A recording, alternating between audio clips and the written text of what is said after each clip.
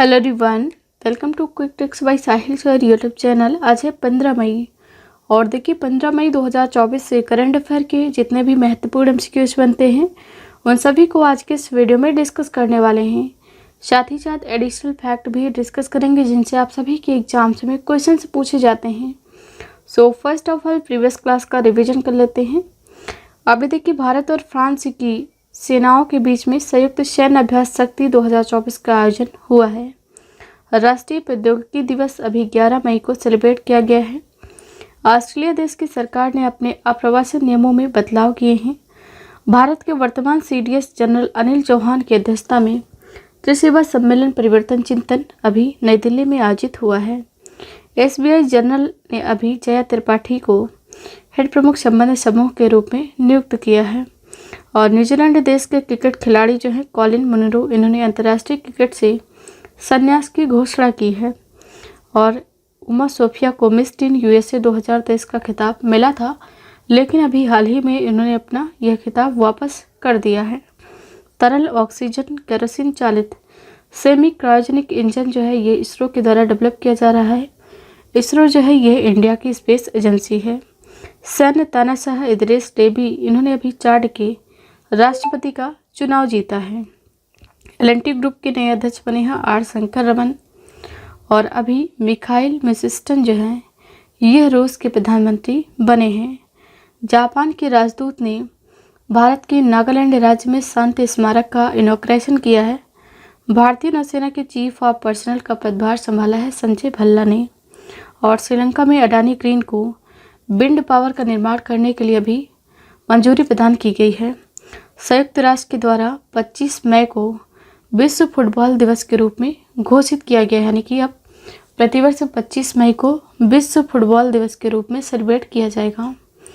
अब देखते हैं आज की क्लास का जो मेरा फर्स्ट क्वेश्चन है। देखिए मेरा जो पढ़ाने का तरीका रहता है कि चारों ऑप्शंस के संबंध में जो प्रीवियस करंट अफेयर के क्वेश्चन हैं उनको डिस्कस करना, लेकिन मैंने प्रीवियस क्लासेस में देखा है कि वीडियो की अगर लेंथ ज़्यादा हो जाती है, यानी कि वीडियो लेंथी हो जाता है, टाइम ड्यूरेशन ज़्यादा हो जाती है, तो आप सभी बोर होने लगते हैं। तो देखिए मेरा जो पढ़ाने का मकसद है ये नहीं है कि आपका वक्त बर्बाद हो, क्योंकि हम अपने वीडियो में ना कोई प्रमोशन लेके आते हैं, ना तो आपसे बार बार शेयर सब्सक्राइब करने को कहते हैं, क्योंकि ज़िंदगी में मेरी एक थियरी है कि आप उतना ही लोगों को इज्जत देंगे या उतना ही सपोर्ट करेंगे जितना लोग डिजर्व करते हैं।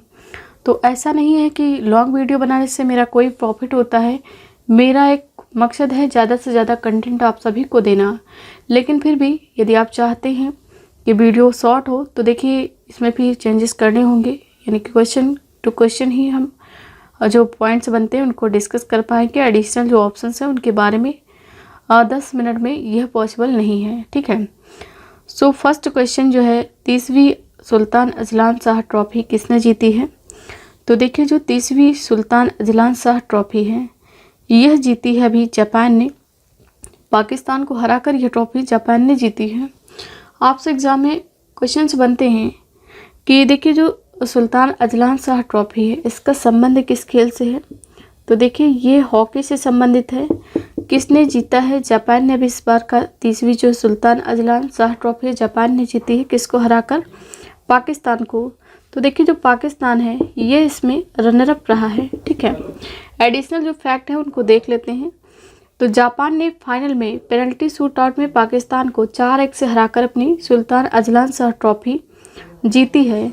फाइनल में 11 मई 2024 को मलेशिया के इफो शहर में स्थित अजलान शाह स्टेडियम में इसका जो फाइनल है वो 11 मई को हुआ था।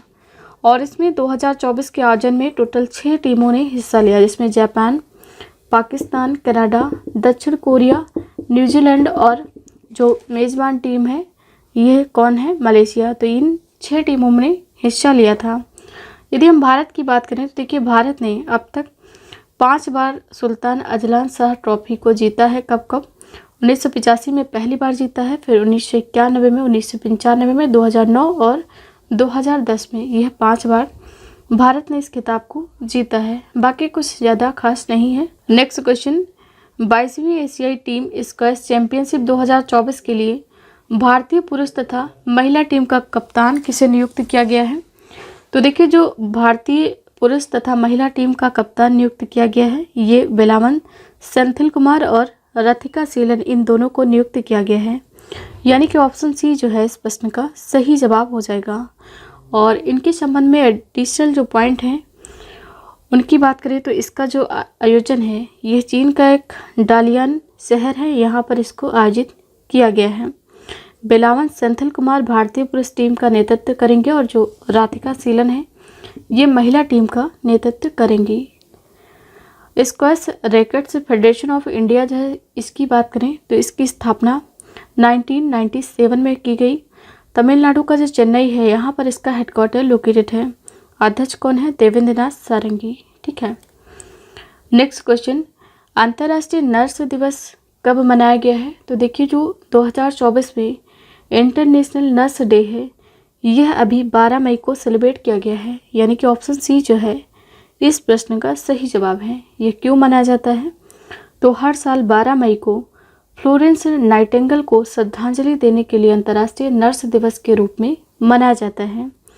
अंतर्राष्ट्रीय नर्स दिवस 2024 में जो सेलिब्रेट किया गया है इसकी थीम आपसे एग्जाम में पूछी जा सकती है। थीम क्या है? हमारी नर्सें हमारा भविष्य, देखभाल की आर्थिक शक्ति, यानी कि our nurses our future, the economic power of care. ये थीम आपको याद रखना है। इंटरनेशनल काउंसिल ऑफ नर्स ने 12 मई 1974 को पहला अंतर्राष्ट्रीय नर्स दिवस समारोह शुरू किया था। और इसका उद्देश्य क्या है? तो इसका उद्देश्य आधुनिक स्वास्थ्य देखभाल प्रणालियों में नर्सों की महत्वपूर्ण भूमिका पर ध्यान आकर्षित करना था। अच्छा, जो मई मंथ में अब तक महत्वपूर्ण डे सेलिब्रेट किए गए हैं, साथ ही साथ जिनकी थीम आपसे एग्जाम में पूछे जाने की पॉसिबिलिटीज़ है, उन सभी को देख लेते हैं। तो अभी देखिए 1 मई को अंतर्राष्ट्रीय श्रम दिवस यानी कि इंटरनेशनल लेबर डे के रूप में मनाया गया है। थीम क्या है? जलवायु परिवर्तन के बीच कार्यस्थल सुरक्षा और स्वास्थ्य सुनिश्चित करना। 2 मई को विश्व टूना दिवस के रूप में मनाया गया है। 3 मई को विश्व प्रेस स्वतंत्रता दिवस के रूप में मनाया गया है। और अभी देखिए प्रेस फ्रीडम इंडेक्स जारी किया गया जिसमें टोटल 180 देशों की मीडिया की स्वतंत्रता की रैंकिंग निकाली गई है, जिसमें जो अपना देश भारत है यह 159 प्लेस पे है। और इसकी थीम क्या है? विश्व प्रेस स्वतंत्रता दिवस जो 2024 में मनाया गया है।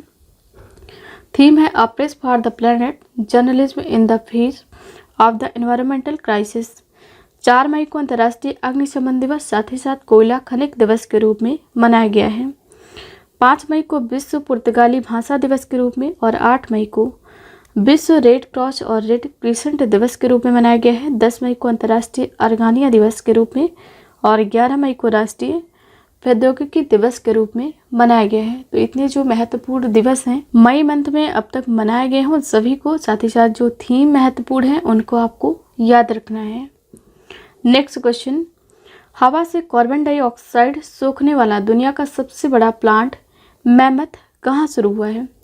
तो देखिए जो दुनिया या फिर भारत में पहली बार घटित होती हैं या दुनिया में सबसे बड़ी होती हैं उनके एग्ज़ाम में आने की पॉसिबिलिटीज़ काफ़ी ज़्यादा होती है। तो ये क्वेश्चन जो है आपके एग्ज़ाम के पॉइंट ऑफ व्यू से बहुत ही ज़्यादा महत्वपूर्ण है। हवा से कार्बन डाइऑक्साइड सोखने वाला जो दुनिया का सबसे बड़ा प्लांट है जिसका नाम है मैमथ, यह अभी आइसलैंड में शुरू हुआ है। यानी कि ऑप्शन ए जो है इस प्रश्न का सही जवाब हो जाएगा। ठीक है। और देखिए जो एडिशनल फैक्ट हैं उनकी बात करें तो ये जो है हवा से कार्बन डाइऑक्साइड सोखने वाला दुनिया का सबसे बड़ा प्लांट है। यह आइसलैंड के द्वारा लॉन्च किया गया है। स्विस स्टार्टअप क्लाइव वर्क्स के द्वारा इस प्लांट में 72 औद्योगिक प्रशंसक लगाए गए हैं। आइसलैंड जो है इसकी कैपिटल आपसे एग्जाम में पूछी जा सकती है, तो इसकी कैपिटल है रेकयाविक। करेंसी यहाँ पर क्रोना चलती है। प्रधानमंत्री हैं बजरनी बेनेडिक्शन जो अभी हाल फिलहाल में जल्द ही नियुक्त किए गए हैं। आइसलैंड जो है ये यूरोप कॉन्टिनेंट में लोकेटेड है। नेक्स्ट क्वेश्चन, भारत किस महाद्वीप में औपचारिक रूप से एक नया अनुसंधान स्टेशन मैत्री-2 विकसित करेगा? तो देखिए जो अंटार्कटिका महाद्वीप है यानी कि ऑप्शन बी जो है इस प्रश्न का सही जवाब होने वाला है।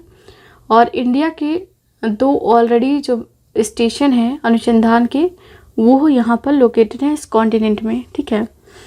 और देखिए एडिशनल जो पॉइंट हैं अंटार्कटिका महाद्वीप के बारे में डिस्कस कर लेते हैं। अंटार्कटिका जो है ये एक बहुत बड़ा महाद्वीप है जो कि साउथ पोल यानी कि दक्षिणी गोलार्ध में स्थित है। दक्षिणी ध्रुव जो है इस महाद्वीप के मध्य में स्थित है और यह दक्षिणी ध्रुव के क्षेत्र में स्थित है, इसीलिए यह जो है हमेशा बर्फ की मोटी परतों से ढका रहता है। यहाँ किसी भी प्रकार का स्थायी मानव निवास नहीं है, इसीलिए इसको निर्जन महाद्वीप के नाम से भी जाना जाता है। बहुत से देशों के जो शोध संस्थान है यहाँ पर हैं। भारत के शोध संस्थान है यहाँ पर मैत्री और दक्षिण गंगोत्री, ये तो जो है ऑलरेडी लोकेटेड हैं। अच्छा, अभी चाइना ने अंटार्कटिका में वैज्ञानिक अध्ययन करने के लिए एक स्टेशन है कोइलिंग स्टेशन, इसका इनॉग्रेशन किया यानी कि इसका अनावरण किया है। ठीक है, next question, ladies European tour पर 100वां इवेंट खेलने वाली पहली भारतीय महिला गोल्फर कौन बनी है? तो देखिए भी लेडीज यूरोपियन टूर पर 100वां इवेंट खेलने वाली पहली भारतीय महिला गोल्फर बनी कौन है? इनका नाम है दीक्षा डागर। ऑप्शन सी जो है इस प्रश्न का सही जवाब है। और जो दीक्षा डागर हैं ये हरियाणा के झज्जर से बिलोंग करती हैं। नेक्स्ट क्वेश्चन, राष्ट्रपति द्रौपदी मुर्मू ने दिव्यांग social activist doctor KS. Rajanna को किस पुरस्कार से अलंकृत किया है? तो देखिए जो डॉक्टर के.एस. रजन्ना है ये दिव्यांग व्यक्तियों की सेवा करते थे और बाद में इनको जो है पोलियो के कारण इनके हाथ और पैर दोनों एकदम निष्क्रिय हो गए थे। इनकी समाज सेवा की वजह से ही अभी जो भारत की राष्ट्रपति हैं द्रौपदी मुर्मू जी, इन्होंने अभी इनको पद्मश्री अवार्ड प्रोवाइड किया है। ऑप्शन डी जो है इस प्रश्न का सही जवाब हो जाएगा। ठीक है, और जो 2024 में भारत रत्न है ये टोटल 5 व्यक्तियों को मिले हैं और पहली बार जो है एक साथ 5 व्यक्तियों को यह पुरस्कार मिला है। नहीं तो पहले रूल क्या था कि अधिकतम एक वर्ष में 3 व्यक्तियों को ही भारत रत्न पुरस्कार दिए जाते थे। अच्छा, कमेंट सेक्शन में आपको यह बताना है कि जो 5 व्यक्तियों को भारत रत्न दिए गए हैं उनके नाम आपको लिखना है। ठीक है, और देखिए जो पद्म पुरस्कार हैं ये 3 कैटेगरी के होते हैं, जिसमें पद्म भूषण और पद्मश्री ये 3 हैं।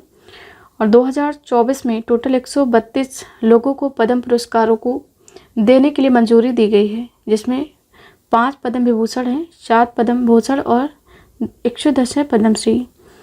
और देखिए ये जो है पद्म पुरस्कार भारत का जो सर्वोच्च नागरिक सम्मान है वो भारत रत्न है, भारत रत्न।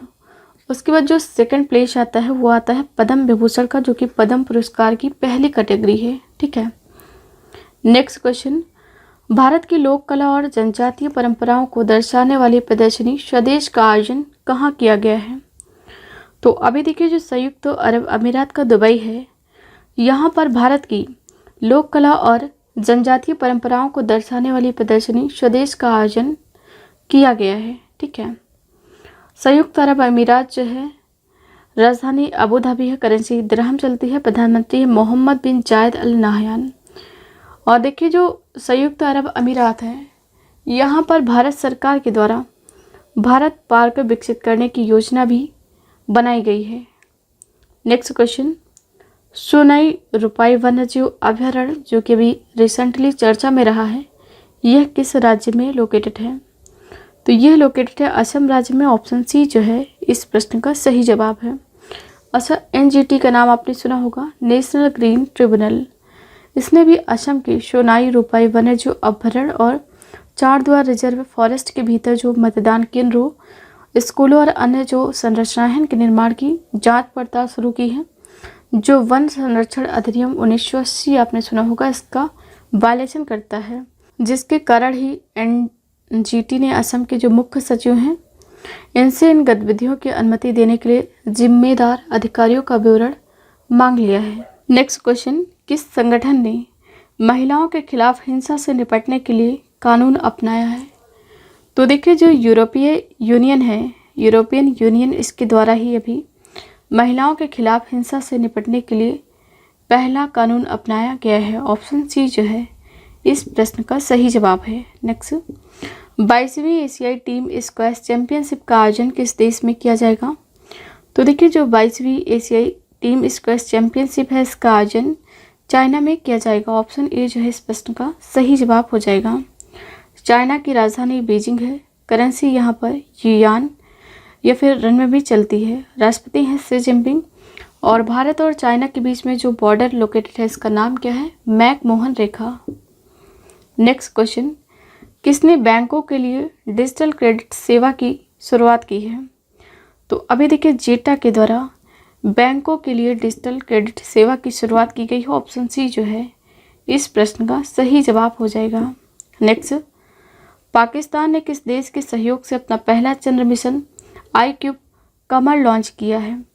तो पाकिस्तान जो है इसने भी चाइना के सहयोग से अपना पहला जो मून मिशन है जिसका नाम है iCube कमर, यह लॉन्च किया है। ऑप्शन ए जो है इस प्रश्न का सही जवाब हो जाएगा। नेक्स्ट, भारत और किस देश के द्वारा राजनयिक पासपोर्ट के लिए वीज़ा छूट समझौते पर हस्ताक्षर किए गए हैं?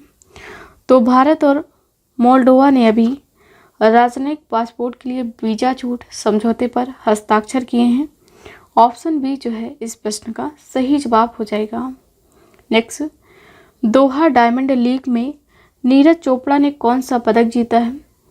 तो देखिए जो कतर की कैपिटल है दोहा, यहाँ पर जो दोहा डायमंड लीग का आयोजन किया गया है इसमें जो नीरज चोपड़ा हैं इन्होंने अभी रजत पदक यानी कि सिल्वर मेडल जीता है। ऑप्शन बी जो है इस प्रश्न का सही जवाब है। नीरज चोपड़ा हैं कौन?